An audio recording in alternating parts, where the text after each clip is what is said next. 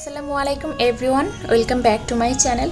আজকে আমি আপনাদেরকে তৈরি করে দেখাবো সকাল বিকেলের জন্য দারুণ মজার একটি নাস্তা রেসিপি।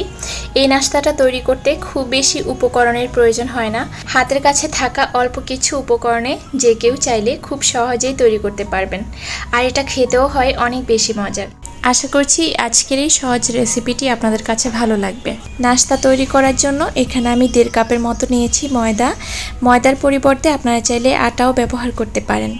এখন দিয়ে দিচ্ছি স্বাদ মতো লবণ, দিয়ে দিচ্ছি রান্নার তেল 1 টেবিল চামচ পরিমাণ।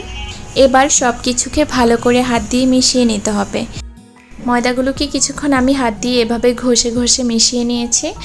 এখন মেশানো হয়ে গেছে। এবার রুম টেম্পারেচারে থাকা পানি দিয়ে আমি একটা ডো তৈরি করে নেব। পানি একবারে না দিয়ে অল্প অল্প করে দিবেন আর এভাবে ডোটা তৈরি করে নেবেন। তো আমার ডোটা মাখিয়ে নেওয়া হয়ে গেছে। এখন উপর দিয়ে সামান্য একটু তেল দিয়ে আমি এটাকে ঢেকে রেখে দিব কিছুক্ষণের জন্য। আর এরই মধ্যে আমি এর ভেতরের জন্য যে পুরটা সেটা রেডি করব। চুলায় প্যান বসিয়ে তার মধ্যে দিয়ে দিলাম 2 টেবিল চামচ পরিমাণ রান্নার তেল। তেলটা গরম হয়ে গেছে। এখন দিয়ে দিচ্ছি মিডিয়াম সাইজের একটা পেঁয়াজ কুচি। পেঁয়াজটাকে আমি হালকা করে ভেজে নেব। পেঁয়াজটা যখন হালকা ভাজা হয়ে যাবে তখন এর মধ্যে দিয়ে দিয়েছি একটা টমেটো কুচি। আবারও নেড়েচেড়ে কিছুক্ষণ ভেজে নিয়েছি। এরপর এখানে দিয়েছি 1 টেবিল চামচ পরিমাণ আদা রসুন বাটা। এখন দিয়ে দিচ্ছি গুঁড়া মশলা, এখানে 1/2 চা চামচ করে আছে। নিয়েছি মরিচের গুঁড়া, ধনিয়া গুঁড়া আর ভাজা জিরার গুঁড়া। এরপর দিয়েছি গরম মশলা গুঁড়া 1/2 চা চামচ আর দিয়ে দিচ্ছি স্বাদ মতো লবণ। এবার এই তেলের মধ্যে মশলাগুলোকে একটু ভেজে নিচ্ছি। এখন সামান্য একটু পানি দিয়ে মশলাটাকে খুব ভালো করে কষিয়ে নেব। মশলাটাকে আমি খুব ভালো করে কষিয়ে নিয়েছি। এখন আগে থেকে সেদ্ধ করে রাখা গ্রেট করা আলু দিয়ে দিলাম 1.5 কাপের মতো, আর সাথে দিয়ে দিচ্ছি কাঁচামরিচ কুচি 1 চামচ পরিমাণ। এখন আবারও সব কিছু খুব ভালো করে নেড়েচেড়ে মিশিয়ে নিচ্ছি। আলুটাকে এভাবে আলতো করে নেড়েচেড়ে ঝুরঝুরে টাইপের একটা পুর তৈরি করে নিতে হবে।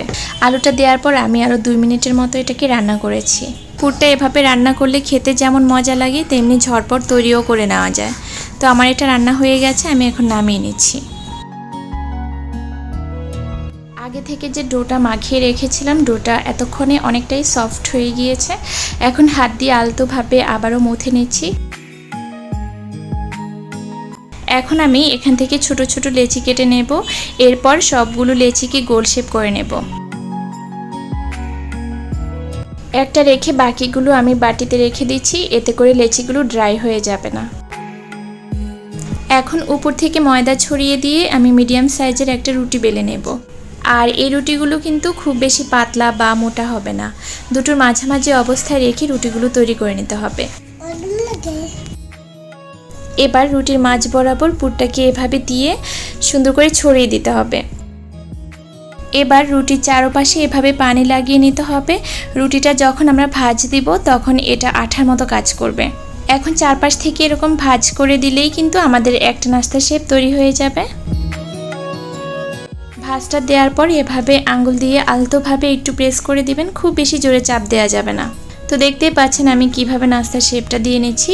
ঠিক এভাবে করে আপনারাও নাস্তাগুলো বানিয়ে নেবেন। নাস্তাগুলো বানিয়ে নেওয়ার পর যে পাত্রে রাখবেন সেখানে কিন্তু অবশ্যই এভাবে ময়দা ছিটিয়ে নেবেন। এরপর নাস্তাগুলো রাখতে হবে। আর এভাবে করে নাস্তাগুলো রাখলে নাস্তার শেপ কিন্তু একদমই নষ্ট হবে না, খুব সুন্দর করে আপনারা ভেজে নিতে পারবেন।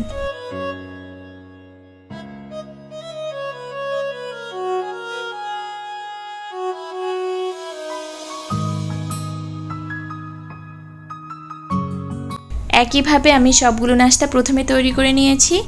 এখন চলে যাব এগুলো ভাজার জন্য।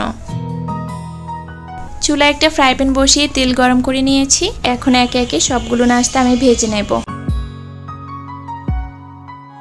ভেতরের পুরটা যেহেতু রান্না করাই আছে, নাস্তাগুলো ভাজতে খুব একটা সময় লাগবে না। মিডিয়াম টু লো ফ্লেমে রেখে নাস্তাগুলোকে এপিট ওপিট ব্রাউন কালার আসা পর্যন্ত ভেজে নিতে হবে।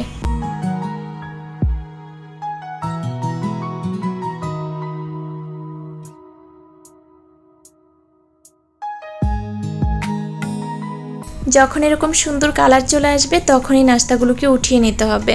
ঠিক এভাবে করেই আমি সবগুলো নাস্তা ভেজে নিয়েছি। এই তো তৈরি হয়ে গেল ঝটপট মজাদার নাস্তা।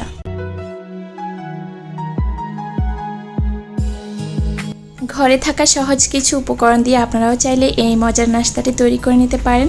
আশা করছি আপনাদের সবার কাছে অনেক ভালো লাগবে।